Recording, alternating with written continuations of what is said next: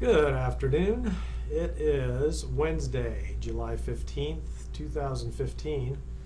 And just this morning we took our granddaughters back to the airport to fly home after a week-long Grand Girls Camp. Our first effort at doing a camp like that. It was a lot of fun. We had 5 granddaughters here. 3 of them are still here, but they're the local ones. We had to send the Houston girls back home, Audrey and Brindley. And we've still got Jamie's kids here.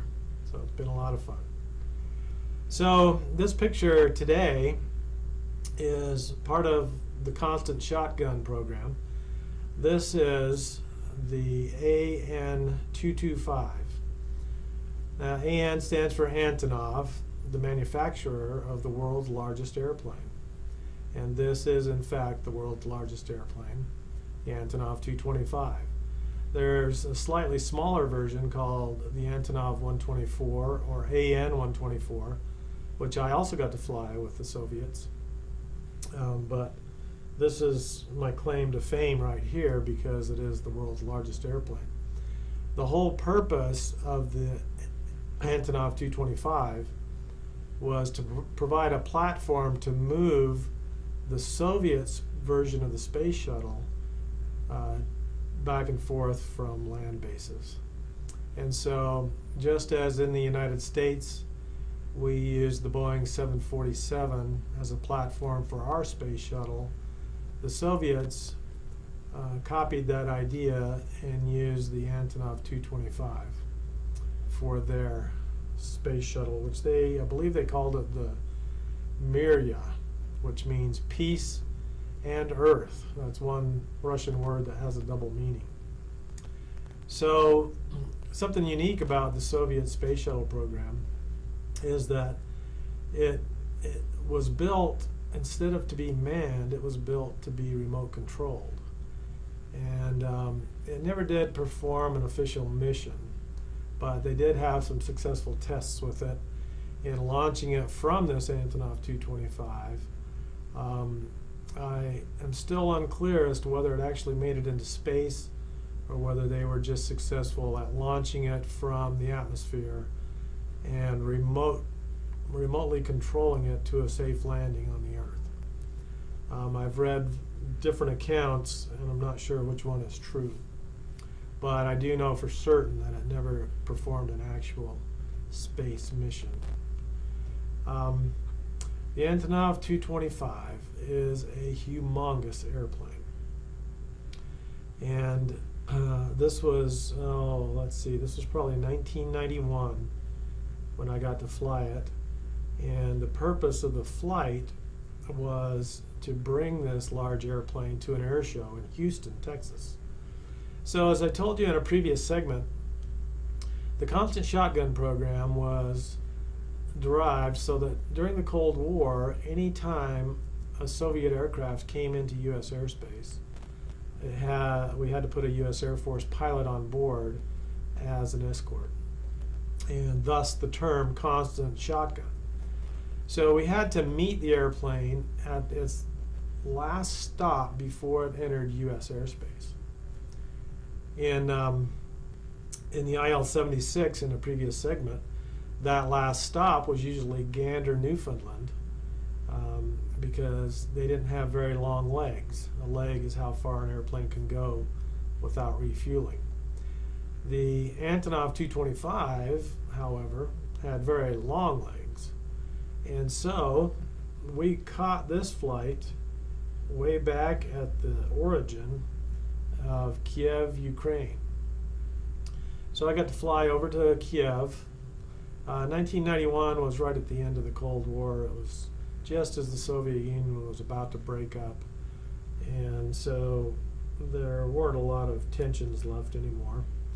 But I did get to go over there and meet the air crew in Kiev and fly with them all in one 14-hour flight from Kiev, Ukraine to Houston, Texas.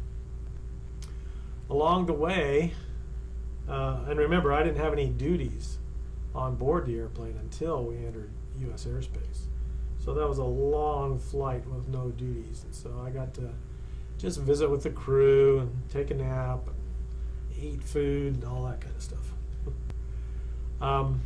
But when we approached U.S. airspace, I crawled up into the cockpit, put my headset on so I could listen to air traffic control instructions and provide any input that the navigator needed for navigation or anything like that.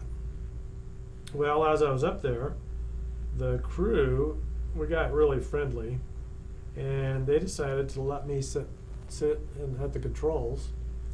So I got up there and sat at the controls in the left seat, which is the pilot and command seat. And the co-pilot originally, the Russian co-pilot, was still sitting in the co-pilot seat with me. And after about 40 minutes of flying, I noticed that he got up and left his seat to go to the bathroom. And so there I was, the only pilot. Of course, it was on autopilot right then, but I was the only pilot at the controls of this world's largest airplane for a while. And I felt a little uncomfortable at that because I wasn't officially checked out in the airplane. So if something went wrong, the whole reason you get checked out in an airplane is so that you're able to handle anomalies or emergencies. And during that half hour that I was there all alone, had anything malfunctioned, I wouldn't have had the ability to appropriately deal with malfunction. During aircraft malfunctions, we generally refer to a checklist, and of course this checklist was completely in Russian, and though I had some Russian speaking ability, I was not fluent, and it wouldn't have been a very pretty sight, let's just put it that way. So anyway, as we were flying along, I very distinctly remember hearing a United Airline pilot come on the radio, and he was talking to, I think it was Chicago Center. So he was talking to one of the big areas of air traffic control, and he said to the controller, he says, "Chicago Center, what in the world is that at my 11 o'clock?" And he was looking at this Antonov 225. So even from the air, from a large airliner's perspective, and from the distances that you keep airplanes separated up at those altitudes, this guy could tell that this airplane was humongous. Well, I didn't tell you the beginning of the story. I got to tell you that. Even though it was 1991, the Soviet Union was still intact at the time that I flew this. And this, I could have the year wrong. I'm not exactly sure. But anyway, they picked me, the crew picked me up at the hotel in downtown and took me out to the airplane in the back of a Jeep. The Jeep had an elevated back seat so that I was sitting up so high that I couldn't look out the windshield without turning my head down like this. And they had curtains drawn along the side windows so that I couldn't see where we were going, and wouldn't be able to recreate the route to the base where the Antonov was parked. So when they pulled up to the airplane, they pulled this Jeep. If this keyboard here represents the big airplane, they pulled the Jeep right up to the front door of the airplane, and I got out right against the airplane. And I'll tell you, I was very shocked, because I looked up at the side wall of the airplane, and I honestly thought I was standing next to a building. I could not even tell from that close up that this was an airplane, because it was so humongous. And that's what gave me the first perspective of how big of an airplane this is. So I understood when I heard the United Airline pilot talk, asking what in the world that was. I understood what he was saying, because I've been around airplanes all my life, and I certainly had never seen anything this big. When we approached Houston, the pilot in command asked me if I would like to land the airplane, and I said sure. So I again got in the pilot in command seat, the left front seat, and this time we were not on autopilot, and we were flying an ILS, which is an instrument landing system that brings you down not only directly in line with the center line of the runway, but also on a perfect glide slope to touch down about 1,000 feet down the runway. So in flying an ILS, it's generally a good challenge for pilots just because you have to be so precise.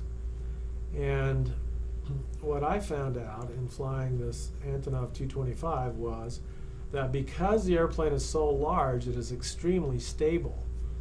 Wind gusts and currents don't affect it very much. So I set it on the glide slope, put it on the center line of the runway, the extended center line of the runway, and trimmed it up, and it basically just flew itself. It was so stable. Now remember, I'm used to flying smaller aircraft that are very susceptible to wind gusts.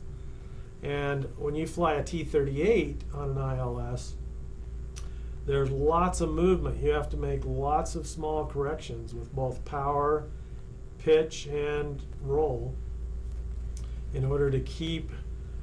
You have a crossbar that represents the center line of the runway, and then you have the horizontal crossbar that represents the glide slope.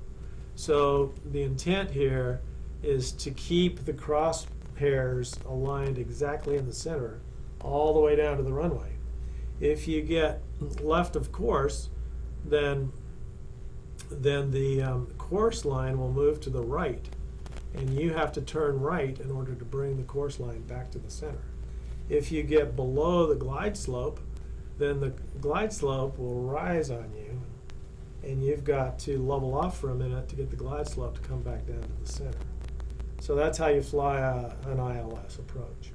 Well, most airplanes I've flown, you had to make a lot of little corrections in order to keep those crosshairs centered all the way down to the runway. But when I set the Antonov 225 up and trimmed it, it was so stable that I had to make hardly any corrections, and it just flew itself like it was on an elevator right down to the runway. And I actually got to flare the airplane with a little bit of help from the co-pilot and land that world's largest airplane in Houston. It was a highlight of my career. I really enjoyed having the opportunity to do that. And as I've said before, those Russians were good guys. They were just like us. They were proud of their country. They loved their families. They enjoyed their careers, and it was a very good experience for me to get to know them. So that ends my Antonov 225 story. You can see the split tail on the back of the airplane. That's to allow the turbulence created by flying the shuttle on the back to allow it to go through without disturbing the airflow over the vertical tail. All right, I am going to transition now to a quick story, well, not a quick story, about what happened to me on 9/11. In fact, I think I'm going to make this a separate segment.